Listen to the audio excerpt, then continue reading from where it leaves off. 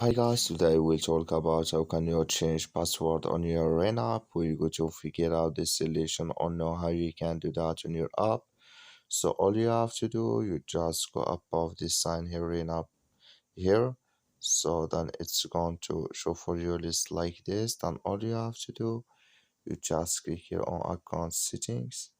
So then it's going to take you here in this list. And all you have to do, you just go down here, so then you click here on password, then it's going to take you to next step here.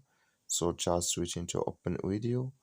Then all you have to do before that, you just go down here and you click here on update. So then it's going to take you to next step. Then before that, you add your email and your password. Then you click here on continue here. So then it's going to take you to change your password on your arena. That's all. Thank you for watching. Don't forget to support us by liking, subscribe.